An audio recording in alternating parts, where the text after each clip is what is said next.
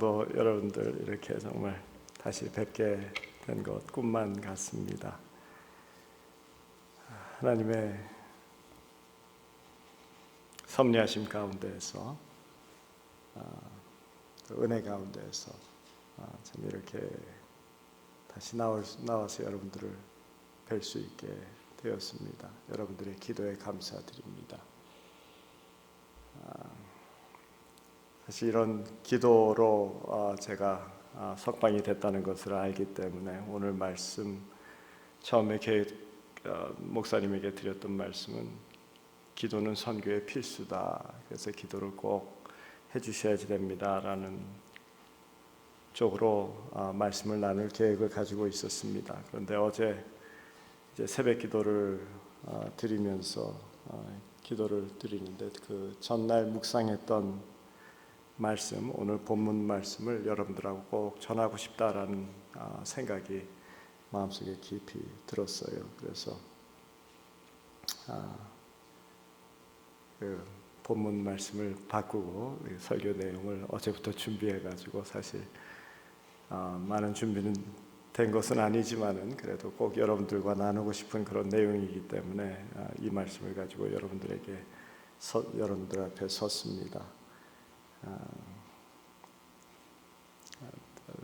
이 말씀을 통해서 부족하나마 하나님께서 제가 128일 동안 그 수감 생활하는 동안에 있었던 그 은혜를 어떻게 종합해서 여러분들에게 다 말씀드릴 수 있겠습니까? 그렇지만은 조금이라도 여러분들과 함께 나누면서 그 하늘의 축복을 함께 바라보며 살아가는 우리들 되어지기를 소원합니다.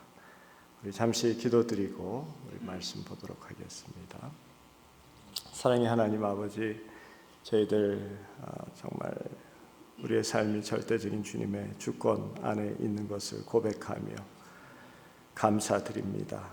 우리가 숨쉬고 있는 것도 감사의 조건이고 우리가 이렇게 예배 드릴 수 있는 것도 감사의 조건이며 먹고 싶을 때마다 음식이 주어지는 것도 감사의 조건이고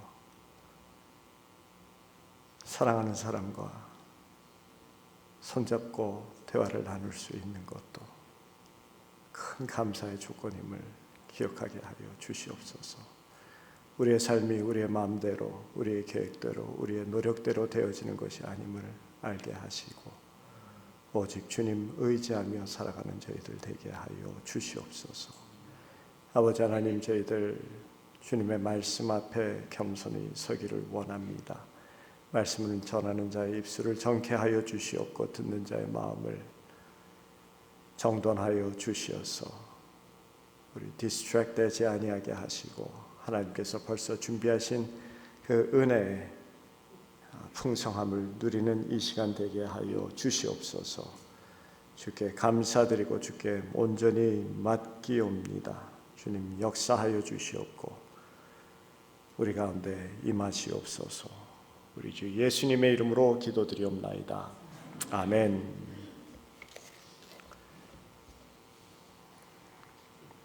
교도소라는 것은 특별한 장소입니다. 그 인간의 한계를 시험하는 장소라고나 할까요? 저는 주님께서 허락해 주신 그 은혜 가운데 개인적으로 육체적인 그러한 고문이라든가 굶주림이라든가 또는 극도로 위험한 상황에 처한 적은 없습니다. 그런데 그 4달 조금 넘는 그 기간 동안 있으면서 이렇게 스쳐 지나갔던 사람이 한 200여 명이 됩니다. 그런데 그 중에서 3명이 죽는 그런 경우를 보았습니다. 그러니 그 환경이 얼마나 그 열악하고 힘든지를 감히 짐작할 수가 있습니다. 그 감옥이라는 단어만으로도 또 제3세계의 그 독재 정권 구조 그리고 중남미에서 2번째로 못 산다라고 하는 그러한 열악한 경제 상황, 특히 반미주의적인 정서 속에서 형성되어지고 수감되어진 경우였기 때문에 희망을 뺏어가는 곳이고 인간의 가장 기본적인 권리가 되는 자유를 송두리째 접수시켜야만 되는 곳이었습니다. 한마디로 인간됨을 포기해야만 생존할 수 있는 그런 곳이었다라는 생각이 듭니다. 특별히 희망이 없어졌을 때 그 사람이 희망이 없으면은 얼마나 그 삶의 잔인함을 느낄 수 있는가. 또 이 자유라는 것은 천부 인권이라 그래서 하늘의 인간에게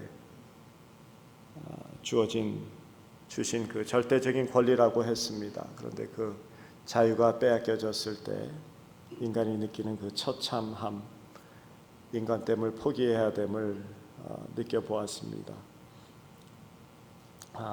저희들이 수감되어졌던 것은 이 2x4 정도 되는 그 공간입니다. 2 meters by 4 meters. 그러니까 한 2평이 채 안 되는 그런 공간이죠. 그런 곳에 9명이 지내게 됩니다. 어떻게 잠을 잘 수 있습니까? 그러시는데 제가 그거 자세한 설명은 제가 드릴 수가 없고요. 어쨌든 2x4 2평이 채 되지 아니하는 조그만 방에서 9명이 지냅니다. 일주일에 2시간 햇빛을 볼 수가 있습니다. 나머지는 꼭 갇혀서 그 9명이 그 공간에서 함께 지내게 됩니다. 그런 극단적인 상황에 처하게 되면은 누구나 자신의 한계를 확인하게 됩니다. 인간은 그런 한계에 부딪히게 되면은 평범한 상황 속에서 볼 수 없는 자기 내면의 세계를 볼 수 있게 되고요. 그 전까지 주어지지 아니하는 그런 내적인 성찰이 주어지고 자기 존재를 진정으로 받쳐주고 있는 그 무엇을 근거로 하고 있는가, 나의 삶의 존재의 근거가 무엇인가를 확인할 수 있게 되어집니다. 아무것도 없는 상황에서 지내다 보면은 내 삶에 가장 필요한 것이 무엇인가를 확인하게 됩니다. 즉 가장 가치가 있는 것이 무엇인가를 확인하는 그 은혜가 주어집니다. 자신의 내면에 잠재되어져 있는 평소에는 볼 수 없었던 그 인간의 그 본성이 밝아 벼친 듯이 드러나게 됩니다. 그 전에 볼 수 없었던 사회 문제라든가 정치 문제라든가 또는 그 민족의 정서도 이렇게 느껴볼 수 있게 됩니다. 희망이 없을 때 정신적인 고통이 가장 큽니다. 그럴 때 인간이 어떻게 대응을 하는가에 대해서도 확인해 볼 수 있고 생존 그런 불안 상황에서 인간이 얼마나 본질적으로 죄인 되어지는가를 볼 수가 있습니다. 그런데 믿는 자들은 그러한 한계 상황에 부딪혔어도 다른 것을 확인합니다. 하나님의 한없는 사랑을 보게 되어지고 그러한 상황에 있기 때문에 그 하나님의 도우시는 손길을 절절히 체험하게 되어집니다. 그분의 실수함 없으신 그 은혜를 보게 되고요. 그분의 깊은 감섭을 확인하게 됩니다. 놀라우신 그 신비한 역사가 나의 삶 속에 함께하고 있음을 확인합니다. 우리의 인생은 그분이 아니면은 안 된다는 것을 깨닫고 또한 그분만 있으면은 된다는 것을 확인하게 됩니다. 그분으로 인해서 한평생 감격과 감사를 누릴 수 있는 경우구나라는 것을 알게 됩니다. 그분이 진정한 힘이고 그분만이 만족이 되어진다라는 것을 알게 되어지죠. 목마른 사슴이 시냇물을 찾듯 파수꾼이 그 새벽의 동틈을 기다리듯 자기의 생명을 내놓고 추구하는 그런 존재의 간절함과 메마름을 체험하게 됩니다. 내 일생 그분 한 분이면 되는구나, 주 없이는 살 수 없는 것이구나 라는 그런 고백이 그저 상투적인 그러한 표현이 아니라 진실된 진정함에서 나오는 것을 봅니다. 그래서 믿는 자는 믿는 자입니다. 한계 상황 속에서도 주님의 사랑을 확인하고 그 은혜에 붙잡히게 되어지고, 제가 감옥에 있으면서 재판 과정에 있는 경우이기 때문에 교도소에서 법정으로 이제 옮겨가는 때가 몇 번 있었습니다. 그럴 때마다 이제 교도소를 나갈 때면은 꼭 수갑을 채웁니다. 그리고는 한 1시간가량 떨어져 있는 법정으로 옮겨지게 되어지는데요. 처음에 그 수갑이 얼마나 차갑던지요, 그 수갑이 얼마나 힘들든지요, 사실 꽉 조인 것도 아닌데 왜 그렇게 아픈지요, 답답하고. 그런데 하나님께서 말씀하십니다. 이 수갑은 하나님의 사랑의 수갑이다. 너를 이렇게 묶고 평생 너와 함께하기를 원하는 하나님의 사랑으로 묶은 것이다 라고 하나님께서 말씀해 주니까 그 수갑 체험이 얼마나 감사한지요. 그때마다 하나님의 사랑을 절절히 체험하게 됩니다. 절망 가운데에서 희망을 찾을 수 있는 것이 믿는 자입니다. 무너진 것 같지만은 더 세워지고 있습니다. 매인 자같이 보이지만은 진정으로 자유를 누리는 자가 믿는 자입니다. 이러한 역설적인 은혜를 사도 바울은 고린도후서 6장 8절 이후에 이렇게 말씀하십니다. 우리는 속이는 자 같으나 참되고 무명한 자 같으나 유명한 자요 죽은 자 같으나 보라 우리가 살고 징계를 받은 자 같으나 죽임을 당하지 아니하고 근심하는 자 같으나 항상 기뻐하고 가난한 자 같으나 많은 사람을 부요하게 하고 아무것도 없는 자 같으나 모든 것을 가진 자로다 라고 하면서 이 역설적인 하나님의 은혜, 보이는 상황과 너무나도 반대가 되어지는 그 하나님의 은혜를 깊이 체험하게 됩니다. 그래서 우리는 믿는 자들입니다. 그래서 믿는 자는 세상을 이길 수가 있습니다. 그래서 우리는 하늘의 사람들인 것입니다. 이런 역설적인 은혜를 하나님께서 이 사건이 있는 첫날부터 허락을 해 주십니다. 이런 은혜를 허락해 주셔야지만이 견딜 수가 있었고 쓰러지지 않기 때문에 하나님께서 허락해 주셨습니다. 사람이 감당할 시험밖에는 너희에게 당한 것이 없나니 오직 하나님은 미쁘사 너희가 감당하지 못할 시험을 허락치 아니하시고 시험 당할 즈음에 또한 피할 길을 내사 너희로 능히 감당하게 하신다라고 하신 약속과 같이 이 사건이 시작되어지기 전에 그 3월 5일 아침에 로베르토 로페스라는 저와 9년 사역을 함께한 신실한 청년을 통해서 하나님께서 저에게 말씀해 주셨습니다. 이 친구가 8시에 들어왔습니다. 목사님, 저를 파이어 시켜도 괜찮습니다. 저를 잘라도 됩니다. 그렇지만 이 말씀은 목사님께 꼭 드려야 되겠습니다. 제가 의아하게 쳐다보고 있으니까 설명을 합니다. 날마다 저녁마다 목사님을 위해서 또 가정을 위해서 늘 기도하고 잠을 잡니다. 그리고 저는 잠을 자면은 꿈을 꾸지를 않습니다. 그런데 어제 저녁에 하나님께서 꿈속에 저에게 목사님에 대해서 이렇게 말씀을 해 주셨습니다. 목사님께서 이제 곧 큰 어려움을 당하게 되어집니다. 그리고 목사님의 가정도 너무나도 큰 어려움 가운데 처하게 되어집니다. 그렇지만 하나님께서 이 기간을 끝내시고 그러면은 큰 은혜와 축복으로 함께해 주실 것이다 라고 말씀하셨습니다. 라고 그 예언의 말씀을 저에게 해줘요.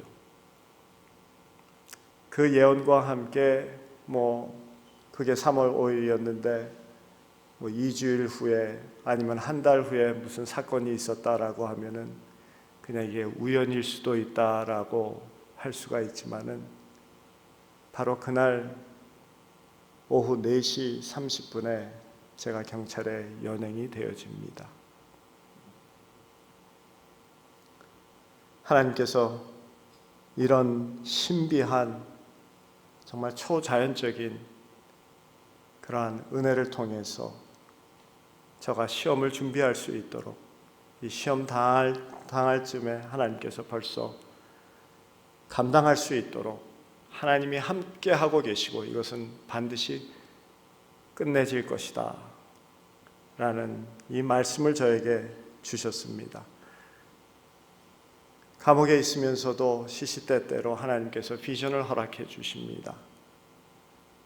생각지 아니한 무엇을 보게 하시고, 그러고는 말씀을 보면은 하나님께서 그 보았던 그 비전이 무엇인지를 하나님께서 설명해 주시고, 하나님께서 가르쳐 주시면서 저의 영을 새롭게 하시고 저에게 힘을 주시는 것을 체험했습니다. 그런 하나님의 놀라우신 그 은혜 가운데에서 이 128일을 지내게 되어지고, 저희 집사람은 밖에서 저를 돌보기 위해서 이 사건을 해결하기 위하여서 얼마나 마음고생이 많았겠습니까?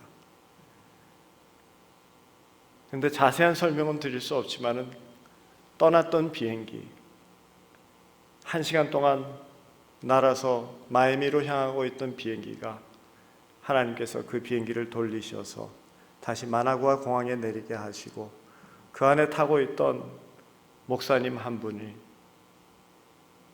선교사님들을 모아가지고 저희 집에서 그날부터 128일 동안 선교사님들이 모여서 하루도 빠짐없이 예배하고 기도를 하게 합니다. 그 기도의 힘과 그 말씀의 힘을 통하여서 우리 집사람은 이것을 견디어 나갈 수 있도록 하나님께서 베풀어 주시죠. 하나님 앞에 엎드려서 기도하게 되어지면 얼마나 큰 은혜가 있고, 말씀을 피면은 이 말씀이 얼마나 힘이 되어지는지요. 이 말씀과 기도를 통하여서 하나님께서 이렇게 우리 믿는 자들을 세우시고 힘 주시고 믿는 자답게 만드시는 거구나 라는 것을 깊이 체험했습니다.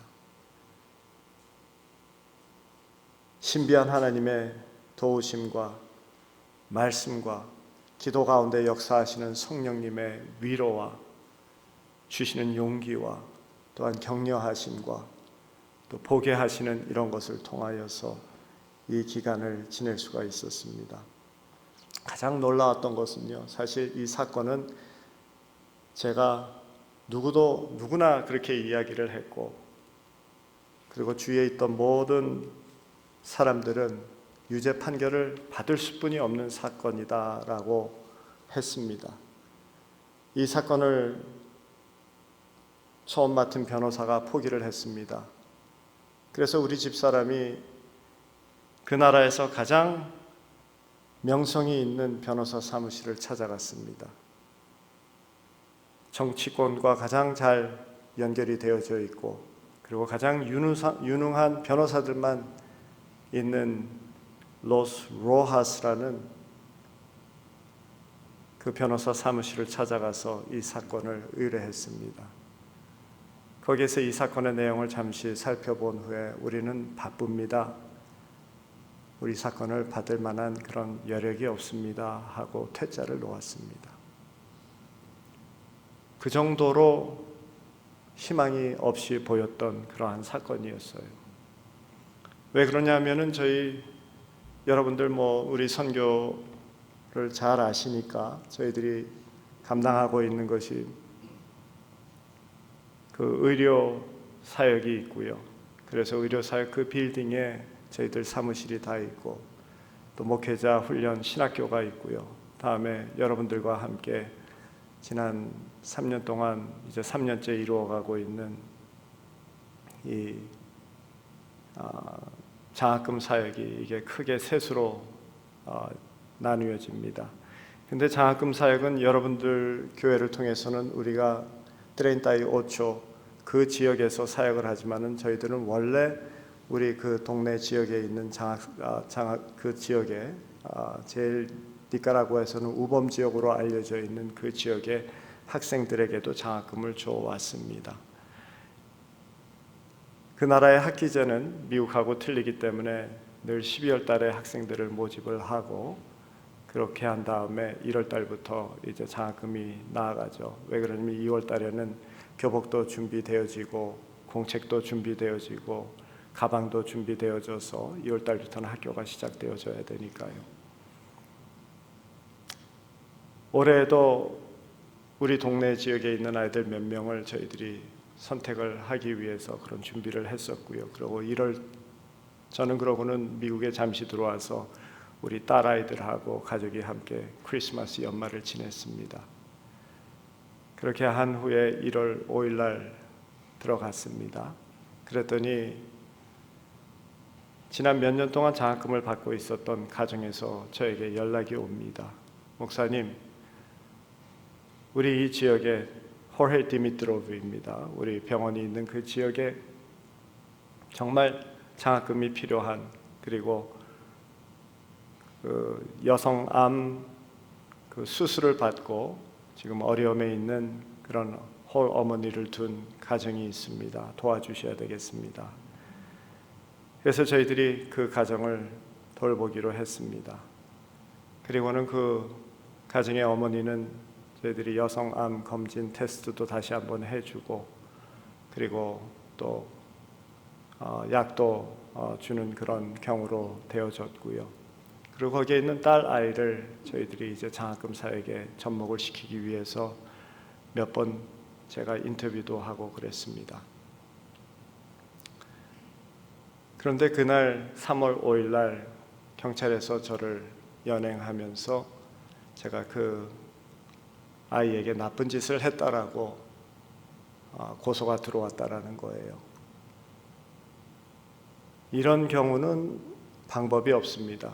왜 그러냐면은 그런 일들은 증인을 세울 수도 없는 것이고 누가 봤습니다라고 할 수도 없는 것이고, 이것은 그 아이의 증언과 저의 증언, 그것을 누가 더 신빙성 있게 받아들이냐라는 경우가 되어지기 때문에 일반적으로, 특별히 니카라구아 같은 나라에서는 일반적으로 외국인들은 거의 100% 유죄 판결을 받게끔 되어져 있습니다.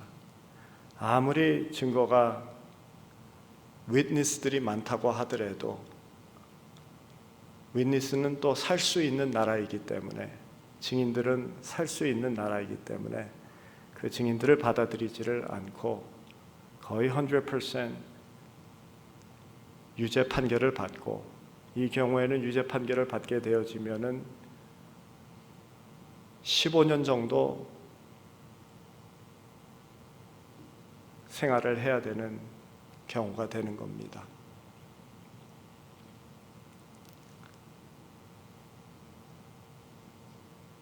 이 고소가 들어와서 그 감옥소에 갇혀 있는데 고소의 내용을 제가 정확하게 모르고 그 디테일을 알 수는 없기 때문에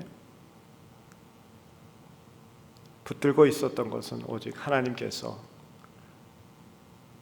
예언을 하셨기 때문에, 분명히 하나님의 섭리하심 가운데에서, 계획하심 가운데에서 있는 일이다라는 그 믿음 하나만 가지고 있는 것입니다. 이 사건의 내용을 보고 말씀드렸듯이 처음 변호사도 포기했고, 그 나라에서 가장 유명세가 있는, 가장 실력이 있는 변호사들만 모인 곳이다라는 로스 로하스에서도 받아들이지를 않고 이거는 유죄 판결을 받는 거다라고 모두가 이야기했던 경우입니다. 결국 우리 선교사님들이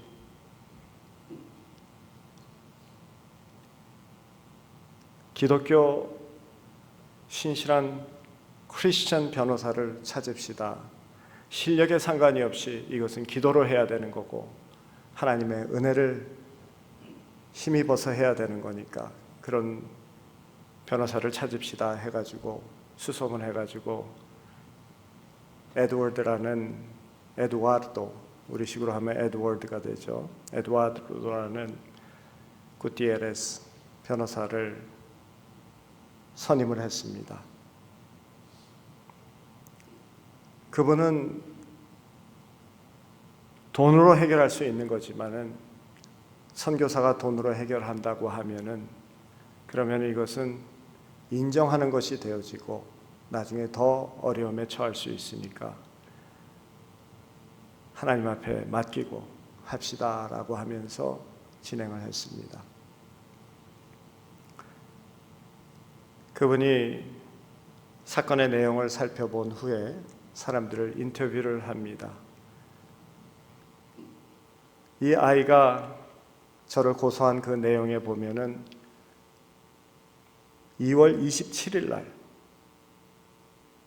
3시경에 자기에게 그런 나쁜 짓을 했다, 못쓸 짓을 했다라고 고소를 한 내용이 경찰 조서에 쓰여져 있습니다. 그것을 입수해서 변호사가 주위 사람들에게 2월 27일 날 도대체 전구 선교사가 어디 있는지 알아보자 하고 확인을 해 나갑니다.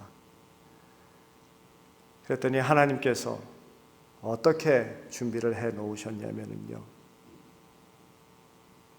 그날 선교팀이 있었는데 그 선교팀과 함께 제가 마나구아에서 1시간 떨어진 곳에 선교팀과 함께 있었고, 특별히 그 선교팀이 그 이런 예배당의 그 강당에서 성극을 한 후에 마지막에 이 댄스가 있었습니다. 그런데 그 댄스를 하는 그 장면에 저를 갖다가 초대를 한 거예요. 그래가지고는 선교사님 올라와서 같이 댄스를 해요. 계속 그러고, 아이들도 선교사님 댄스 같이 해요. 자꾸만 그렇게 종용을 하니까 애들 즐겁게 해주느라고 제가 올라가서 같이 댄스를 했습니다. 그랬더니 거기에 계신 분이 선교사가 같이 댄스하는 거 너무 좋아가지고 사진 찍고 비디오를 찍어 놓은 거예요.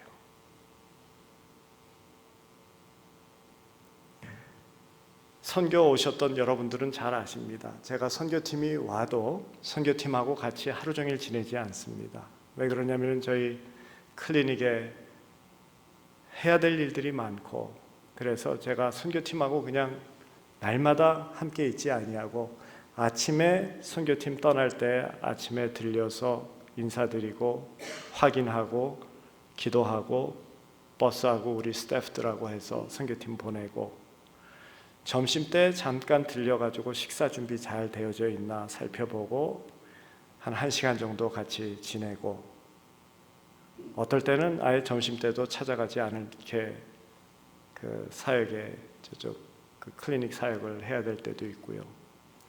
그리고 저녁에 여러분들 다 식사 끝날 쯤 돼가지고 제가 그 숙소에 도착해가지고 인사드리고 디브리핑 할 때 같이 있을 때도 있고, 아니면은 예배 같이 드리고 말씀 전하고 그러는 것이 제가 선교팀하고 같이 지내는 그런 스케줄입니다.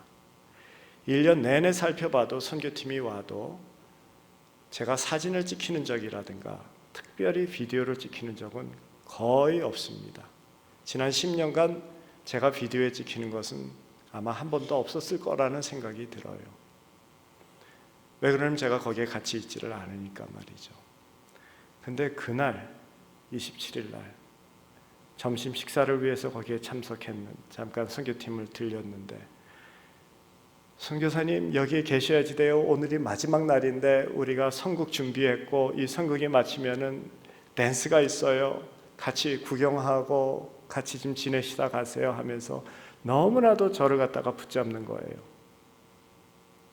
제가 그 간절함에 미안해가지고 거기서 조금만 더 있다가 빠져나가야지 하다가 4시, 5시까지 거기에 있게 되어진 거고, 그러다 보니까 같이 춤도 췄고 댄스를 하다 보니까 그분들이 사진을 찍고 또 비디오까지 촬영을 해놓은 겁니다.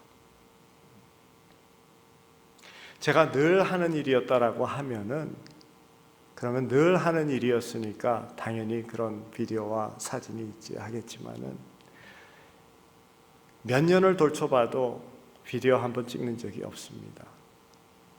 그리고 그렇게 선교팀하고 오후에 함께 오랫동안 있는 적은 거의 없습니다. 그런데 하나님께서 저를 보호해 주시기 위하여서 그날 사진도 찍어 놓고 비디오도 찍어 놓으셨더라고요. 제가 감방에 있는 동안에, 교도소에 있는 동안에 그런 것들이 다 밝혀져 가지고, 그래가지고는 그것이 증거가 되어져서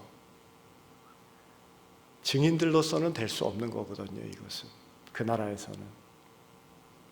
근데 그 비디오와 그 사진에 날짜가 다 적혀져 있고 시간이 다 되어져 있으니까 이 아이가 거짓말한 것이라는 것이 확실하게 증명이 되어지기 때문에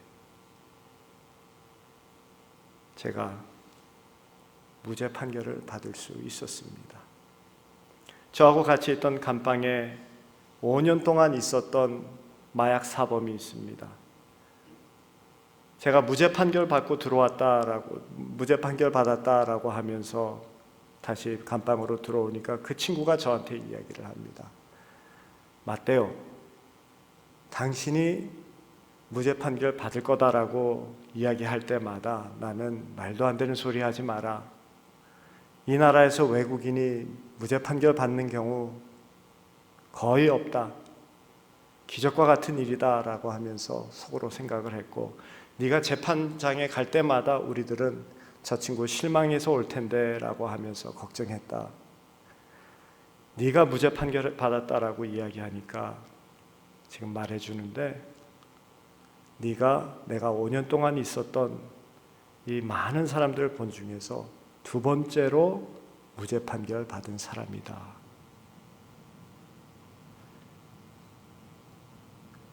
정말 기적같이 하나님께서 이 일을 이루어 주신 경우이죠. 그런데 여러분들이 아시지만은 그 하나님의 그런 은혜, 하나님의 놀라우신 섭리와 기적 가운데에서 무죄 판결을 받았는데, 그 후에 당장 하루 이틀이면은 석방이 되어질 줄 알았는데 아시다시피 3주 동안 석방이 되어지지 않습니다. 사실 저는 3개월 반 동안 석방이 되어지지 않았던 무죄 판결을 받는 그 재판 과정이 힘들었던 것은 하나도 없었어요. 왜 그러냐면은 하나님께서 너무나도 확실하게 저에게 말씀을 계속 해주셨거든요. 이것은 무죄 판결을 받게 되어진다라는 것을 하나님께서 여러 면으로 해가지고 저에게 확신을 시켜주셨기 때문에 무죄 판결이라는 것을 알았습니다. 그렇지만 판결을 받고 나서 석방이 되어지지 않을 때, 그때는 정말 힘들더라고요. 이제는 그냥 무한정으로 여기 있게 되어지는 것 아닌가라는 두려움과 그런 불안함 속에서 나의 영혼이 갇히더라고요. 왜 그러냐면은 하루 이틀이 지나가고 나서 3, 4일, 일주일 정도 석방이 안 되어져서 내가 너무나도 이 불안한 그런 모습을 보이니까 우리 교도소 감방에 같이 있는 친구들이 이런 이야기를 해주는 거예요. 지금 우리 빌딩에 있는 사람 중에서 저기 저 사람 아니야? 그 사람은 지금 무죄 판결 받고 나서 5개월째다. 너는 모르지만은 이전에 외국인 한 사람이 있었는데, 다른 빌딩에 있었는데 그 사람은 무죄 판결 받고 들어와서 2년 5개월 있다가 석방이 되어졌다. 그리고 다른 빌딩에 있는 한 사람이 있는데 우리는 보지 못했지만 우리가 지금 얘기 듣는 것은 그 사람은 5년째 무죄 판결 받고 거기에 있다. 법이 없는 나라니까요. 재판장에서 무죄 판결을 받고 나와도 그것으로 끝나는 게 아니더라고요. 그러니 얼마나 불안해집니까? 제가 말씀드렸듯이 하나님께서 그 은혜를 허락해 주셔가지고 시험 당할 때쯤에 하나님께서 벌써 저에게 예언도 주시고 그 비전도 보게 하시고 이러면서 이 기간을 견디어 나가게 하시고 말씀으로써 기도 가운데 성령께서 함께 해주시는 그 뜨거움으로써 이 기간을 감당해 나가게 해주셨는데, 그런데 재판이 딱 끝나고 나서 그 다음부터 진짜 시험이 들더라고요. 그 다음에는 이제 하나님께서 허락해 준 것이 분명히 여기까지였는데 그 다음에는 내 기대와 상관이 없이 계속 연장되어지는 이 석방을 보면서 그 불안함과 두려움이 얼마나 컸는지요. 절망 수준에 가더라고요. 너무나도 힘드니까 저의 몸도 그렇고 그때까지 없었던 이상한 현상들이 막 몸에서 나타나면서 제가 지금 여러분들 보기에는 그렇게 많이 여의지는 않았지만은 지금 한 20파운드 게인한 것이 지금 이렇습니다. 그런데 살이 빠진 것은 제가 생각하기에는 그 3주 동안의 그 불안함과 두려움 가운데에서 기도를 해도 기도가 안 나와요. 절망 상황에 처하니까 기도를 하나님 앞에 드림에도 불구하고 기도가 안 나와. 말씀을 읽어도 말씀이 그 전하고 너무나도 틀리게 나의 마음에 이렇게 다가오지가 않고요. 성령님이 말씀을 할 수 있는 그런 기회를 주지를 않더라고요. 제 마음이 완전히 하나님의 그 은혜, 하나님의 섭리하심에 그 신비하심을 문을 닫고 있어요. 제가 그런 상황에서 3주를 지내고 있는데요.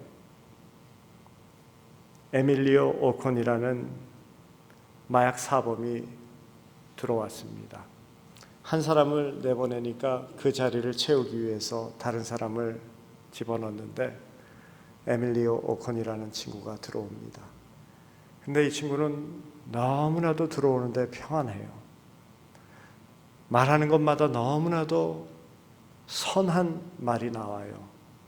그리고 너무나도 잘 섬겨. 제가 성경을 보고 그래도 기도하고 찬송하고 있지만 제 마음은 지옥 같았죠. 그 불안함과 두려움으로 인해서 말이죠. 근데 이 친구를 보면서 아니 저 친구는 어떻게 저렇게, 이 친구가 저한테 간증을 합니다.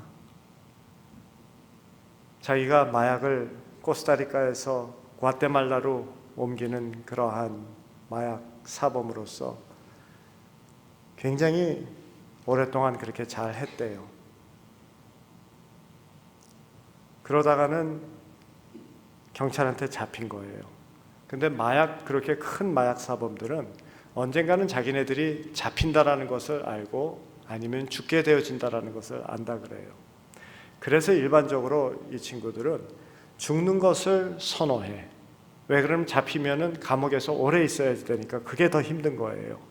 그래가지고는 차라리 그 마약 다른 갱단한테 잡혀가지고 그냥 총 한 방 맞고 죽는 것을 더 선호합니다.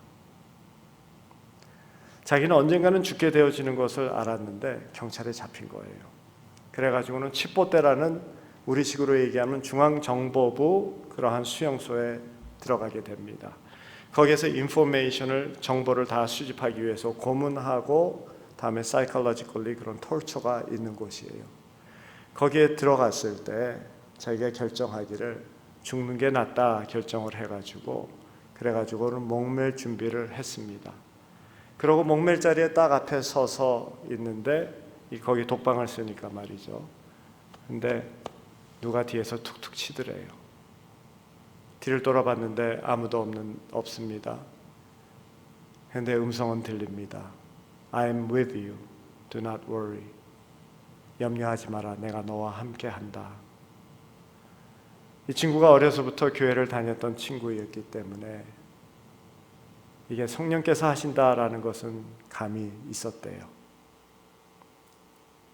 그런데 그 자리에서 그냥 죽지는 못하고 또 며칠 있다가 다시 이제 또 목을 매달려고 하는데 똑같이 누가 뒤에서 어깨를 칩니다.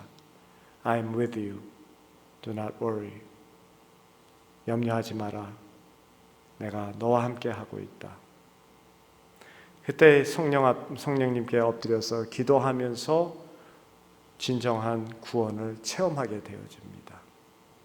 그러고는 성경 말씀만 보고 그런 책들만 보고 이러면서 그 은혜 충만하게 이제 저희 교도소로 이제 17년 구형을 채우기 위해서 들어온 거예요.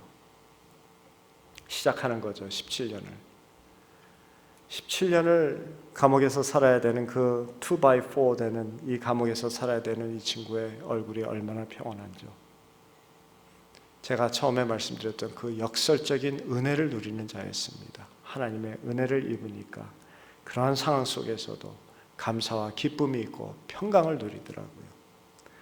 이 친구가 저한테 책을 한 권 내줍니다. 스페니쉬 책이에요. 제목을 보았어요. 그랬더니 El cielo es tan real. 천국은 진정으로 존재합니다. 라는 제목이에요. 스페니쉬 책을 제가 어떻게 읽습니까?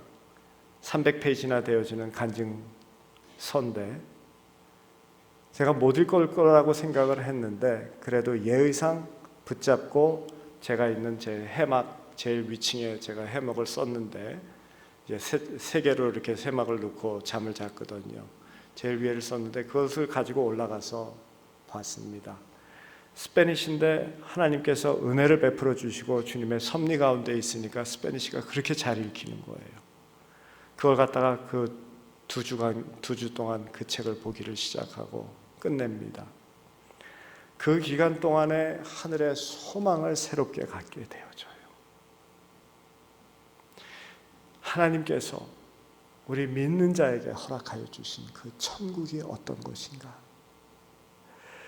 이제 우리가 이 삶을 다 마치면은 가게 되어지는 그 천국, 하나님의 그 나라가 어떤 곳인가? 그 소망을 갖고 그 소망으로 인하여서 내가 마음에 기쁨이 있고 그 소망으로 인하여서 하나님 앞에 빨리 가고 싶은 이런 생각이 들고 그 소망으로 인하여서 막 어쩔 줄 모르는 그런 상태가 되어지는데요. 제가 그때 느꼈습니다. 소망이 있으니까 믿음이 다시 살아나는구나. 소망이 있으니까 내 마음에 천국의 소망을 가지니까 회복하니까 내 마음에 천국이 생기는구나. 하나님 나라를 바라보니까 내가 지금 가고 있는 이 길이 험난하고 돌밭길이고 가시밭길같이 느껴졌지만은 천국을 바라보니까 이 길을 갈 수 있는 힘이 생기는구나 라는 것을 깨닫게 되어지더라고요. 천국의 소망을 회복을 하니까 믿음과 사랑이 회복이 되어지는 것을 확인했습니다. 그러고 나서 그게 수요일이었는데요. 목요일 날 아침에 우리 집사람한테 메모를 하나 썼습니다. 믿음은 천국에 대한 소망 없이는 아무것도 아니네. 우리가 믿음 하면서 천국의 소망을 갖지 아니하면은 그 진정한 소망을 마음에 품지 아니한 그 믿음이라는 것은 헛껍데기네 라는 내용으로 우리 집사람한테 메모를 쓰면서 우리가 가져야 될 믿음은 이런 거예요 라고 하면서 점을 딱 찍었습니다. 그랬더니 금요일 날 하나님께서 저를 석방시켜 주시는 거예요. 하나님께서 저에게 그것을 깨닫게 해주시기 위하여서 그 천국의 소망을 갖지 아니하면은 너희들이 가지고 있는 믿음, 너희들이 가지고 있는 신앙, 이 모든 것은 다 아무것도 아니다 라는 것을 가르쳐 주기 위해서 저에게, 제가 그때 요한계시록을 보면서 요한계시록이 왜 제일 마지막에 책이 되어졌는지를 깨달았어요. 요한계시록은요, 우리의 믿음 생활을 이야기하고 있는 그 앞에 모든 것을 싸서 묶어주는 신앙의 밧줄이에요. 천국의 소망을 가지고 있으면요, 그러면은 되는 거예요. 그게 진정한 믿음의 근거예요. 우리가 이 세상에서 미운 사람들을 사랑할 수 있는 힘이 그 천국의 소망을 두고 있기 때문에 그런 것이고, 우리의 모든 것을 다 바쳐서 하나님을 섬길 수 있는 그 이유가 그 천국의 보배를 쌓기 위해서 우리가 할 수 있는 것이고, 그 소망을 진정으로 소망하면서 그 길을 가는 자야지만이, 그 가는 길이 험난하고 그 가는 길이 가시밭길 같고 그 가는 길이 십자가를 메고 하는 거라 하더라도 이것은 중간 과정이지 이것이 나의 삶의 결과가 아니다라는 것을 알기 때문에 그것을 메고 갈 수 있는 것이고, 내 몸이 쓰러져 가고 병들었고 이제 얼마 남지 아니한 삶이라 하더라도 담대할 수 있고 감사할 수 있고 평안을 누릴 수 있는 것은 우리의 삶은 천국에 가는 도중의 길이기 때문에 그렇습니다. 그런데 우리가 너무 이 세상에 붙잡혀 살지 않습니까? 너무 이 세상 것만 바라보고 살지 않습니까?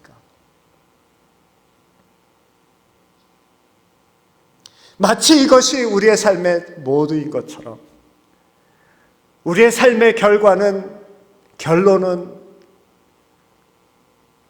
우리가 인생을 마칠 때 그것과 마치는 것 같이 이 세상의 것을 그렇게도 움켜쥐려고 하며 살고 있는 우리들 아닙니까? 그러니 우리의 믿음에, 우리의 사랑의 수고에, 우리의 섬김에 힘이 있을 수가 있어요.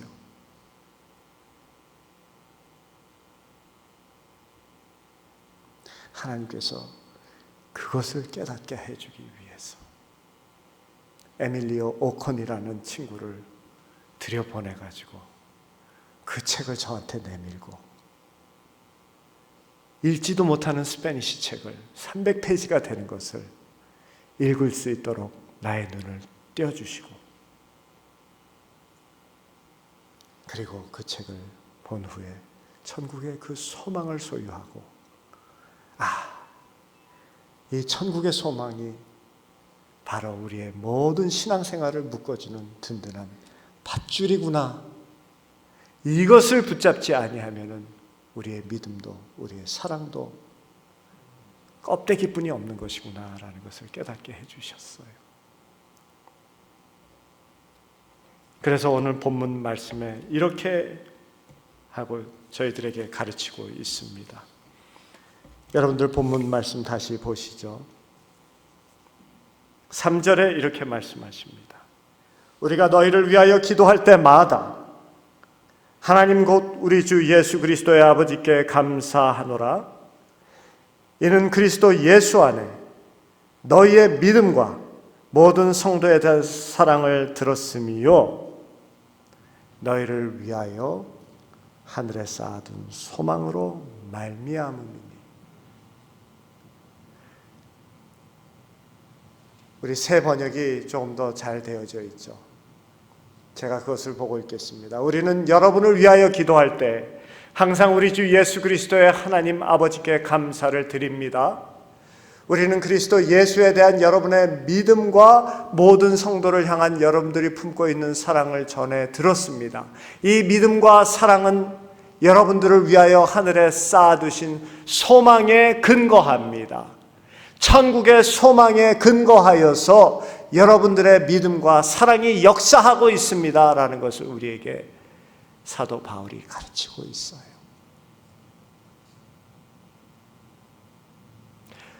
그렇기 때문에 저희들은 역설적인 은혜를 누리는 자입니다. 그렇기 때문에 세상이 우리를 이길 수 없는 것입니다. 그렇기 때문에 우리는 없으면서도 모든 것을 다 가진 자가 되어지고, 잃은 것 같지만 모든 것을 다 얻은 자같이 살아갈 수 있고, 죽은 자 같지만 진정으로 살았습니다. 그렇기 때문에 우리는 멸망한 자 같고 소망이 없는 자 같지만은 진정한 소망을 품은 자들이 되어지는 것입니다. 그래서 우리는 믿는 자입니다. 그래서 우리는 담대하게 나아갈 수 있는 것이고요. 그래서 우리는 자랑스럽게 이 세상을 감사함으로, 평안함으로, 기쁨으로 마칠 수가 있는 거예요. 제가 그 감옥의 마지막 3주 동안 여기서 내 인생이 맞춰질 수가 있구나 라는 생각을 여러 번 가졌습니다. 왜 그러냐면 제가 있었던 4개월 동안 그 200명이 채 안 되는 사람 중에서 3명이 죽어나갑니다. 한 사람은 칼 맞아서 죽었죠. 한 사람은 자살해서 죽었습니다. 한 사람은 병들었는데 병원에 옮기지를 않으니까 죽었습니다.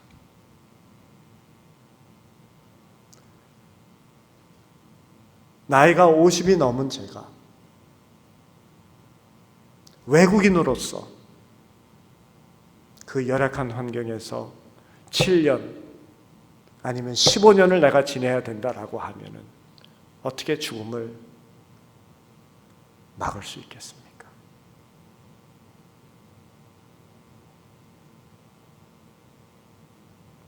그렇지만은 천국의 소망을 가졌을 때 죽음을 이기더라고요. 그 소망을 붙드니까 두려움이 없어지더라고요. 다시 감사가 회복되어지고, 다시 평안함이 생기고, 다시 기쁨 가운데에서 주님을 찬양할 수가 있더라고요. 천국의 소망입니다. 하늘에 든 그 소망으로 인하여서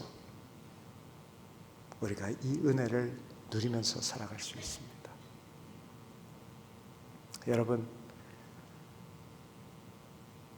천국을 소망하고 살아가십니까? 조금 더 본질적인 질문을 합시다. 천국이 있음을 믿으십니까?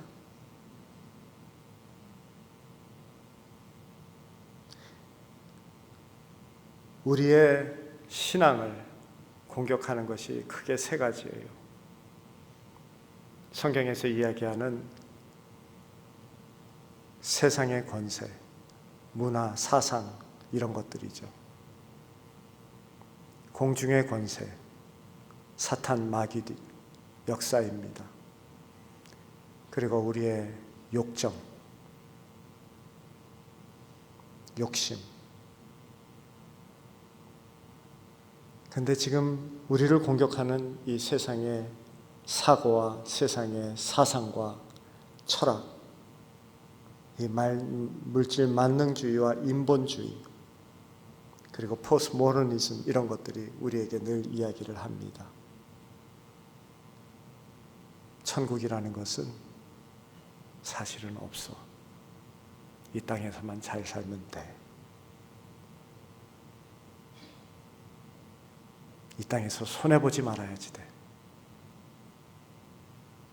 이 땅에서 누리지 않으면은 나중에 손해보는 거야. 우리도 모르는 사이에 그런 사고에 붙잡혀서 살아가고 있습니다. 여러분, 천국이 존재함을 믿습니까? 그 천국에 하나님 나라의 소망을 가지고 살아가십니까?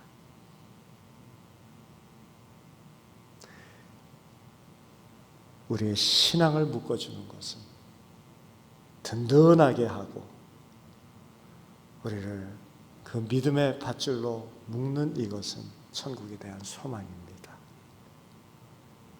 소망을 소유하시고 그 나라를 향하여서 가는 이 길을, 이 인생길을 담대하게 기쁨으로 어떤 상황에 처해 있든지 감사와 평안함 가운데에서 나가시는 여러분들, 천국 소망함을 회복하는 여러분들 되어주시기를 주님의 이름으로 축원합니다. 우리 다 같이 기도하겠습니다. 하나님 아버지, 저희들 잠시의 말씀 나눔이지만은 주님께서 저에게 허락하여 주신 그 128일 동안 허락하여 주신 그 은혜를 간단하게 함께 나누었습니다. 사실 간증이기 때문에 참 걱정도 많이 됩니다. 저의 이야기, 하나님 자랑과 하나님의 은혜와 하나님의 역사하심, 당신의 신비하심보다는 나의 이야기가 될까 두렵습니다. 혹시라도 쓸데없는 것 있으면 다 거두어 주시고 오직 주님의 마음과 뜻만 우리 사랑하는 성도님들 이 교회에 남게 하여 주시옵소서. 주님 감사합니다. 우리에게 이 천국 소망을 가진 자로 살아가게 하시고 역설적인 은혜를 누리는 자로 살아가게 하심에 감사합니다. 담대하게 하시고 자랑스럽게 하시고 기쁨 가운데서 살아가는 저희들 되게 하여 주시옵소서. 지금 우리가 겪고 있는 이 길은 하나님께서 우리에게 허락하시는 최선의 최고의 은혜를 위하여서 허락하시는 것임을 믿음으로 받아들이고 하늘나라를 향하여서 감사함으로 나아가는 저희들 되게 하여 주시옵소서. 감사드리며 우리 주 예수님의 이름으로 기도합니다. 아멘.